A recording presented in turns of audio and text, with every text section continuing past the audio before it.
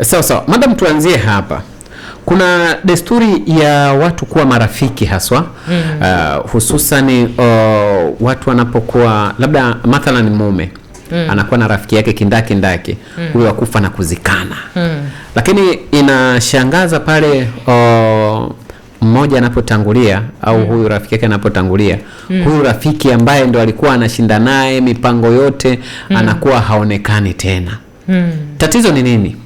Kwamba ndio undugu umefia pale, ile hali kuna watoto, kuna mke huku ambaye amemwacha marehemu. Kwa nini jamii inakuwa ipo katika hatua ama inakuwa na tabia kama hizi za kuondoka mara baada ya kufariki rafiki na wao wanaaga? Wajua hapo ni iko na sehemu mbili. Sehemu ya kwanza, kuna watu ambao hawashughulishi wenzao kwenye mambo ya familia. Kama na urafiki, unakuwa urafiki kati yao binafsi. Sehemu ya pili inakuwa sehemu hiyo ya kwanza inakuwa pia labda hajaacha maagizo. Kama baada mimi nikiondoka usimamie familia yangu. Jamii nyingi za Kiafrika hususan hapa nyumbani kuna tamaduni za kurithi. Sasa inakuwa baba akifariki, baba mdogo huwa anawarithi watoto, sio mke. Kurithi mke ilishapitwa na wakati, ila kurithi watoto ndio ipo. Sasa inaonekana baba mdogo au baba mkubwa katika ile familia anaweza akawa amepewa majukumu ya kurithi wale watoto. Sasa huyu rafiki anakuwa hajui kama yale ni majukumu yake, kwa sababu kakake au rafiki yake kipenzi hakumwambia kwamba mimi nakuachia mtoto wangu. Namba 2, yani namba 1. Namba 2 inakuwa ni watu wenyewe tu, kwamba hawana utu, kwamba kama vile wanavyosema Waswahili, asiyekuwepo na lake halipo. Sasa inakuwa sababu zinaweza zikawa hizo. Umegusia kwamba wakati mwingine hujamwambia kwamba watoto wangu ama familia yangu. Tunajua kifo huja ghafla. Wakati mwingine upo na afya iliyo njema ukapata ajali tu, utaaga saa ngapi? Yeye hajui kwamba rafiki yangu ambaye tulikuwa tunaenda kwake tunakula, watoto wake ni watoto wangu. Hajui wajibu wa kusema angalau niwanunulie sare za shule, angalau niwatembelee mara moja. Yani hapo inakuwa kuna utu hakuna. Lakini pia kuna watu wengine ni ngumu kujiongeza mistahatu. Yani usipomwambia mambo ya kufanya kwamba kimoja baada ya kingine, anakuwa hajui afanye nini. Wengine ni wagumu kujiongeza. Lakini wengine wakifuatwa na yule mwanamke labda akasema bwana wewe ulikuwa rafiki wa mume wangu, tunaomba tusaidie jambo fulani tumekwama. Akatoa tu msaada. Lakini anaogopa kusenda mbele kwa kuhofia labda sasa sijaambiwa, sasa sitaonekana kama vile najipendekeza na ndugu watanaonaje hivyo. Sasa saa nyingine mtu anakuwa mzito ile kuchukua hatua. Lakini pia saa nyingine mtu tu inakuwa haiba yake pia naye sio ya kiutu. Kwa sababu zinaweza zikawa kama hizo. Sawa. Lakini katika mustakabali wa kifo tunaona kwamba watu wengi wanakuwa na marafiki wa kweli, na wakati mwingine kuna marafiki ambao sio wa kweli. Tunawezaje sasa kuwatofautisha kwamba huyu rafiki kabla hata umauti haujatufika, huyu rafiki ana uwezo wa kuishika familia yangu, lakini huyu hana uwezo wa kuishika familia yangu? Tunaweza kuwaona wangali tupo macho? Uzuri yani watu hawajajificha sana tabia zao. Ni rahisi kumgundua mtu ikiwa anaenda tofauti kwa yale matangamano ambayo mtafanya, labda mikutano ambayo mtakutana, ni rahisi kumjua mtu.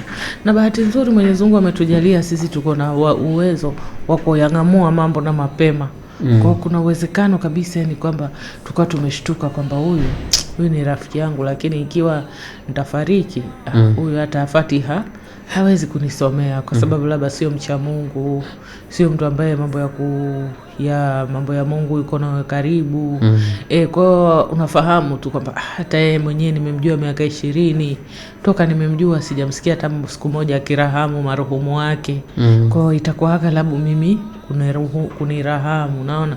Lakini pia hana huruma, siku zote huniambia yeye hajali mambo ya watu, yeye hujiangalia nafsi yake. Kwa hiyo ni mtu ambaye natakia nikae naye chonjo.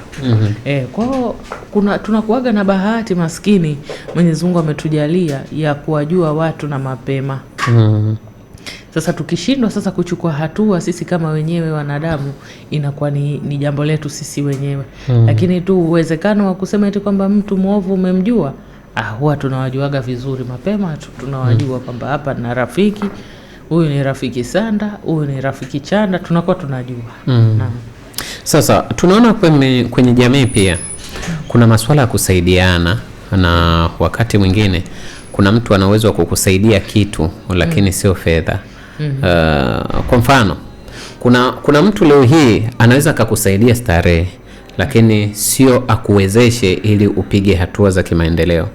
Mfano ni mtu anaweza kukupa pombe unywe tani yako unavyotaka, lakini hawezi kukupa fedha wewe kwa ajili ya kwenda kuinua ule msingi ambao unasuasua ama ukafunge ile renta. Tatizo hapa linakuwa nini? Unajua Mr. Hatib, nadhani watu hawajawajua watu au wamechelewa kuwajua watu. Mtu yoyote hawezi kutaka wewe upate zaidi yake. Ufahamu hilo. Mtu yoyote hawezi kutaka upate zaidi yako. Kwa sababu anatamani wewe akutangulie. Sio kwa sababu ya ubaya au nafsi yake na roho mbaya. Ni jinsi ambavyo Mwenyezi Mungu ametuumba. Ndio maana unaona hata maswahaba walikuwa wanashindana katika kutenda mema. Ushapata historia kutoka kwenye, kuna baadhi ya historia tuliambiwa na mwalimu wetu kwamba ilikuwa wanaenda kwenye shughuli, watu wanakuta nyama moja kwenye container la buffet, wanakuta nyama moja, kila mtu anaipita ile nyama ili mtu wa nyuma aipate ile nyama. Hivyo wakati Bwana Mtume Muhammad sallallahu alaihi wasallam na maswahaba, ilikuwa ikiletwa kitu kidogo, riski ndogo, wanaizungusha. Yani kama mtu kapewa hapo, umepewa Mr. Hatib, unaipeleka Saidi achukue, Yusufu achukue, mpaka yule wa mwisho, na yule wa mwisho naye anaibu kuchukua, anaeleza tena mbele. Kwa hiyo kwa sababu ni hali ya kibinadamu kutaka kufanya mema. Na ndio maana Mtume Mwenyezi Mungu sallallahu alaihi wasallam alisema ile hadithi yake, ahibba linafsi ma tuhibbu linafsika, wapendelee watu yale ambao nafsi yako inayapendelea. Kwa sababu Mtume Mwenyezi Mungu yeye anafahamu kwamba sisi tunapenda mambo mazuri kwenye nafsi zetu. Kwa alikuwa anasema ahibba linasi ma tuhibbu linafsika, wapendeleeni watu yale ambayo nyinyi nafsi yenu inayapenda. Kwa sababu anafahamu wazi sisi ni watu wa binafsi, tunapenda mambo yetu yawe. Sasa kama Bwana Mtume miaka 1400 na iliyopita alikuwa anajua kuhusu mambo haya, ilikuwa hakuna teknolojia. Uharibifu tuliokuwa nao karne hizi ilikuwa hakuna, lakini aliyaona haya zamani, karibia karne ya 15 aliyaona haya. Kwa hiyo mimi nachelea kusema kwamba ni kitu kibaya, lakini wewe hapo ndo nitakuwa kujiuliza mahitaji yako katika maisha ni kitu gani? Halafu uwe karibu na nani? Mimi mathalani mahitaji yangu makubwa sana katika dunia ni ilmu. Natakiwa nikae na watu ambao watanipa ilmu. Na wakati watu hawa wakinifundisha, hawawezi kunifundisha wakamaliza. Lazima watanifundisha kadri ambavyo siku hiyo wanatamani kunifundisha. Na hawatanifundisha mimi niwe kama wao. Watanifundisha mimi niwe mwanafunzi wao. Sasa wao kunifundisha mimi niwe mwanafunzi wao, ni mimi sasa nichukue time niseme mwalimu nataka kusoma, anipe masharti yake kama mwalimu, kama mimi ili usome kwangu masharti yangu ni kadha. Na mimi sasa nitengeneze ratiba sawa na ratiba ya mwalimu, nikae chini nisomeshwe. Na si vinginevyo. Na yule mwalimu aweza kawa ile elimu yeye ameisoma miaka 9. Mimi hawezi kunifundisha elimu ya miaka 9 kwa mwaka mzima. Lazima tu yeye bado atabaki kuwa mwalimu wangu. na mimi nitabaki kuwa mentee wake, yani mwanafunzi wake. Ndio hivyo. Kwa watu ukiwa wewe una shida, watu wanakuita wewe katika ukumbi wa starehe, uende ukachukue tembo, uende ukachukue pombe, watakiwa ujihoji. Kwa nini wenzangu wanapeana mitaji? Kwa nini mimi hawa kuliko kunipa mitaji wananipa pombe? Na kwa nini hawa watu hawanipendi isipokuwa mimi nikiwa nimelewa? Niliwaambia mimi wasichana, kweni makini sana na wanaume wanaopenda kuwapeni pombe. Yaani mwanamume hawezi kukupenda wewe mpaka akupe pombe. Anakupenda wewe unavofanya vituko ukiwa na pombe. Si kwa sababu anakupenda sana ndo anakupa pombe. Anakupenda namna gani anaweza kukudhulumu ukiwa umelewa. Wala usione kwamba eti ni kitu kizuri sana wewe kupewa pombe. Hata kama ukipewa pombe ya thamani kiasi gani, bado umepewa pombe. Mbona bila pombe mbona hakuongeleshi? Kwa nini anasema ili tuongee vizuri njoo tunywe pombe? Haamini wewe judgment yako ukiwa soba, mpaka ukilewa ndo anaamini judgment yako. Kwa hiyo unatakiwa ujiulize, katika hii level ya maisha yangu nikiwa na miaka 33, nahitaji nini katika maisha yangu? Nahitaji niwe na uwanja. Wenzangu wanashika viwanja. Ili niwe na viwanja natakiwa nifanye nini? Viwanja hivi ni kila mwezi kupeleka 50,000. Nani naweza kufanya kazi kwake akanipa 50,000? Mimi kwa bahati nzuri nimekutana na vijana wako ni wa Asia, sio wa Tanzania.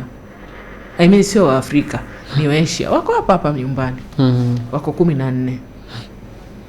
Nikawauliza historia ya mafanikio yao. Wakaniambia, sio wote lakini miongoni mwao wawili, nikawauliza, nyinyi ni wadogo, ikawa vipi mpaka mmefanikiwa namna hii? Asema sisi tulipokuwa vijana tulikuwa tunapeana mitaji. Yaani walipofika miaka 21 walipeana mitaji.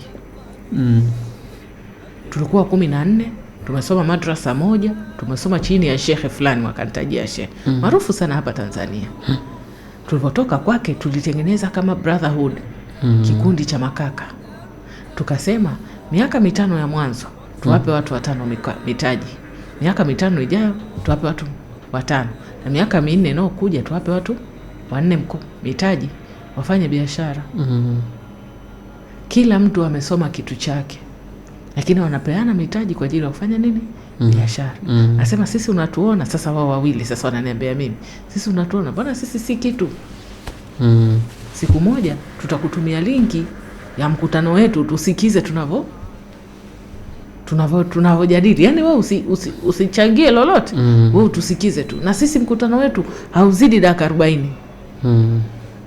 Kila mtu anaripoti alichokifanya huo mwezi, ana madeni wapi, anahitaji msaada wa kuongelewa sehemu gani, anahitaji consultation sehemu gani. Mimi nilikataa kuchukua linki ya mkutano. Sababu niliona aibu. Mimi naenda kuwasikiliza wenzangu ndoto zao, mimi na nini? Naenda kujifunza. Sawa. Nikasema hapana. Ngoja nikae na mimi na rafiki zangu niwauzie hii fikra.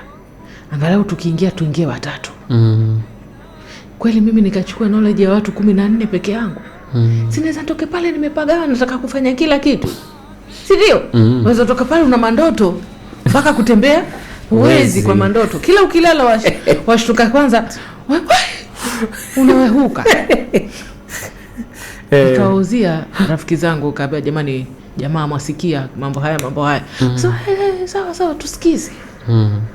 Nikawapa linki sasa ili tupasuke vichwa wote. Wavotoka. Basi walela tumechelewa lakini sio sana. Kwa nini sisi tuko hatuna fikra hii? Ndio hiyo sasa nakwambia Mr. Hati. Hata mimi na wewe tumefikiria mangapi makubwa. Tungekuwa tunataka pia kunywa tembo, pia tungekunywa. Lakini wewe unao rafiki zako ambao wayajua hayo ndo, hizo ndio biashara zao. Na wewe wawapenda maana wanakuaga na story. Sawa? Hata mimi nao. Na wanakuaga na story. Na wanakuwa na safari, mara wanakuandikia, leo tunakwenda sehemu fulani, leo mwezi ujao tunasafiri, sisi tunaenda nchi fulani, sio na passport twende. Visa ipo. Kweli unahitaji kusafiri tu. Kwa hiyo watu hao wenye kufanya biashara hizo tunawajua, lakini tuangalie, je, ndio malengo yetu ya hivi sasa? La. Okay, tuwatafute watu wanaofanya malengo yetu ya hivi sasa, tuungane nao. Kwa hiyo mimi yani mimi siwalaumu watu kuwapa pombe, na walaumu nyinyi kwa kwenda na si vitu vyenu. Sasa kuna binti, kuna kijana mmoja jana nilikuwa naongea naye, yeye ni mhadhiri, akawa anasema kuna wanafunzi wamemaliza chuo, lakini moja ya mwanafunzi alimfanya ule mhadhiri kama kaka yake. Unaona kama kaka yake, akiwa na tatizo lote atamueleza, ushauri nini na mambo mengine kama unaona lakini katika kwa sababu yeye si mkufunzi pale, kwa hiyo karibia wanafunzi wote anawaangalia kwa jicho la tatu. Akamwona rafiki yake yule dada yake sasa wa hiari, akawa amemwona kwa jicho la kipekee, akaona huyu naweza nikamuoa, fanya naye maisha. Akamuoa. Unaona, na alifanya ghafla sana, tendo tu ambalo halikuwa na muda mrefu, muda mfupi tu aliweza kutengeneza posa na mambo mengine, mwisho wa siku akamuoa. Lakini anasema yule dada wa hiari sasa ambaye alikuwa anamshauri kwa mambo mengi, tangu amuoe rafiki yake na yeye akakata ukaka, akanuna, akawa tena sio mtu ambaye anamshirikisha kwenye vitu vyake. Lakini ukimwangalia tu picha yake inaonyesha ni mtu ambaye kama vile alikuwa hataki lile swala limtokee mwenzake, alikuwa anataka limtokee yeye. Marafiki kama hawa ni kwamba huyu ni ule ubinafsi uliosema ubinadamu, kwamba kila mmoja mambo mazuri anataka ama ana roho mbaya, choyo. Choyo. Mr. Hatib, nina taarifa mbaya kwa watu. Jana wameachia utafiti. Asilimia 25 ya watu hapa nyumbani wanaugua depression, msongo wa mawazo. Asilimia 25. Hii Afrika, hii Tanzania. Lakini katika hiyo asilimia 25 wanawake ni asilimia 19. Asilimia 19. Visababishi vya depression kwa wanawake kubwa ni uchumi, masuala ya uchumi. Tikisiko wa bei, tikisiko wa uchumi, mambo ya vita, kupanda na kushuka kwa bei za mafuta ulimwenguni, kupanda na kushuka kwa ngano na bidhaa za chakula. Sababu ya pili ni COVID. Athari zinazotokana na masuala ya COVID. Sababu ya tatu ni kopo isokuwa rasmi. Baadhi ya wanawake, ni wachache sana, nadhani asilimia 10 ndo wanatumia vyanzo sahihi vya mapato vya kuweka fedha. Mfano benki. Ni asilimia 34 wanatumia miamala ya simu. Sasa katika jamii hii yenye wanawake wengi kuliko wanaume, lakini asilimia tuseme 30 ndo wenye access ya kuweka na kutoa pesa. Wengine wote wanaziwekaje pesa zao na kuzitunza? Ndio wao sasa wanaingia kausha damu. Usipolipa tunachukua masofa. Usipolipa tunakuja kukufanyia vurugu kwa mume wako. Hizo ndo baadhi ya sababishi kubwa za msongo wa mawazo kwa wanawake ambao ni asilimia 19. Sababu nyingine iliyotajwa ni wivu.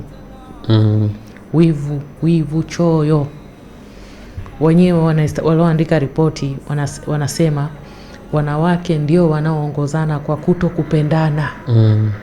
Yaani mwanamke anaweza akawa mwenzake ameachwa, ya akasherekea kwa mwenzake kuachwa. Ndio. Akafatwa na mume wa mwenzie, anajua kabisa huyu ni mume wa fulani, Juzi wamezaa wana mtoto mdogo. Lakini akakubali kuzini naye. Akamfungia, akamwambia leo huendi kwako. Utabaki hapa na mimi. Na mwanamke akamwona mwanamke mwenzie either amekosa cheo au amepunguzwa kazi, ya akaweka pati ya kushangilia kwa nini mwenzake amekosa kazi. Sasa unaweza ukaja kwangu kama mwana saikolojia na therapist, ukaniambia madamu mimi ninaumwa na depression na msongo wa mawazo. Lakini ukienda ukiuchunguza msongo wako wa mawazo 30% inasababishwa na roho mbaya ulionayo na chuki. Either kwa wenzio au chuki dhidi yako we mwenyewe kwa mambo ambayo ulitaka kuyatimiza lakini huyatimizi.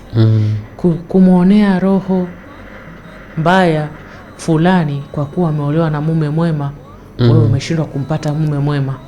Kwa unasambaza na kutawanya maneno, unamwambia mke wake maneno ili amwache mume wake, ili wewe umchukue. Kumuona mwenzio amemweka mume wake mtandaoni, kamwandikia happy birthday mume wangu, kumfuata yule mume DM, waanze muandikie hai, tunaweza tukajuana. Kumuona mwenzako ameolewa na kijana, uanze kusema kijana mwenyewe mfupi. Kana kwamba ndoa ni mchezo wa mbio za nyika, kwamba kwa watu wenye kuna watu wenye maumbile ya kiasi fulani tu wanaotakuwa washindane. Watu ambao maumbile yao yako nusu nusu, wao hawafai kushindana hizi mbio za nyika. Kana kwamba ndoa ni kama mchezo wa chess au draft. Kwamba tunatakiwa ni utiki, urefu, uwe mrefu, uwe mweusi, upendeze kwenye macho ya Mwajuma sio macho yangu mimi. Au mimi niwekeni tu mume wangu hapo, nimeamua nimweke leo ni birthday yake, mwanze kuniambia kwanza ana kitambi. Yaani ni vitu vidogo vidogo ambavyo tukivichunguza ni vitu ambavyo vinakupa depression, vinakupa msongo wa mawazo, lakini havikuhusu. Mtoto wangu mimi kuwa mnene, kuwa labda darasani hafaulu kama wakwako, kuwa mweusi hafanani na wenzake ni weupe, babake ni mweupe lakini mtoto ametoka mweusi. Sio vitu ambavyo vinakuhusu. Ukienda kwenye mitandao ya kijamii, hata sasa hivi ukiingiza taarifa Google, wanaoongoza kwa kuwanyanyasa wenzao kijinsia mitandaoni ni wanawake. Sasa hivi ukasema unaposti picha, umepata mwanaume labda mwa East Africa. Watu wengi wanaona wa East Africa ni wezi wa mapenzi, ni walaghai. Sasa hivi jifanye tu wewe umepata mwanaume kule. Utashangaa hizo comment utakazoandikiwa. Utalia sana. Hata tarumbeta zikilia uzisikii. Inaonekana rangi nyekundu ni rangi pendwa kwake. Haoni ving'ora. Sijui aisee, utalia mpaka utoe maputo puani. Yaani utatishwa mpaka utaanza sasa kuingia insecurity na yule mume, kiasi kwamba utaanza kumtafutia makosa badala umtafutie namna gani anakupenda. Utaanza kutafuta namna gani hakupendi. Kwa hiyo hivi ni vitu ambavyo ukiviangalia kwa makini vinaangukia kwa huyo msichana. Huyu ambaye ameolewa, nimeongea haya yote ili kumpa amani ya nafsi, kwamba asiwe na wasiwasi kwa hayo yaliyotokea baada ya kuolewa. Dada yake wa hiari akaamua kumkunjia. Huo ni ugonjwa wa wanawake Tanzania ambao ni 19%. Choyo, roho mbaya, kupenda kushushana, kupenda kuumizana, kutengeneza taarifa za uongo kuhusu mtu fulani ili achukiwe, au tumcheke kwa kukosa, tuseme kiko wapi. Na hilo mbaya asijisikie vibaya. Apambane na mume wake, na kama ambavyo ameona hii dalili mapema, asiingize rafiki zake kwenye ndoa yake. Marafiki wawe marafiki zake, lakini wasiwe marafiki wa ndoa yake. Ajue tofauti ya rafiki yake na rafiki wa ndoa yake. Yaani mimi na wewe tukutane, tupige story, tunywe kahawa, mambo ya kuhusu mume wangu no discussion, wala yako ya mume wako no discussion. Kila mtu abaki kwenye mipaka yake. Hapo ndo ataishi. Na hii roho mbaya tunajua kwamba mnasema kwamba ukimwona mtu ana vitu inawezekana ni tabia ambayo amezaliwa nao ama amekulia nayo huko kwao. Hilo mbaya ni ya kwake mwenyewe na roho yake, ama ni vitu pia ambavyo amekuwa akiviona nyumbani? Kuna watu wanakuwa katika mazingira kwamba hawaamini kuhusu mambo mazuri, au wao walivyokuwa walifanya machaguzi ambayo sio sahihi. Kwa wakiona neema zinawanyokea wenzao wanasikia wivu. Yeye labda alikutana na wanaume walikuwa wanamkopa. Sasa anaona wewe unaanza kupewa hela, anaona kwa nini huyu anapata hela, mimi najihudumia mwenyewe, yeye apate mwanaume wa kumhudumia, siwezi kukubali. Au mwingine hana furaha kwenye ndoa yake na hataki kuondoka, kwa anataka sababishi pia na wewe usiwe na furaha. Kwa sababu gani wewe kama una furaha kwenye ndoa yako na una amani, kwa nini kila ukikutana na mimi unaniuliza utaolewa lini? Wewe una furaha na ndoa yako. Ndio. Ndoa yako ni maua rose. Kwa nini kila ukikutana na mimi unaniuliza mimi nitaolewa lini? Hivi ukiwa una starehe kweli utaniuanza mimi kachero kwamba naishije? Kwa nini kila ukikutana na wewe baada ya salamu ni utaolewa lini? Utakuja sasa kugundua watu wengi ambao unakutana nao wakaanza kujali kuhusu maisha yako binafsi, wana matatizo hata wao. Sio inaitwa nini? Sio mafanikio mimi kuolewa kutolewa. Wewe unatakiwa ujali furaha yako.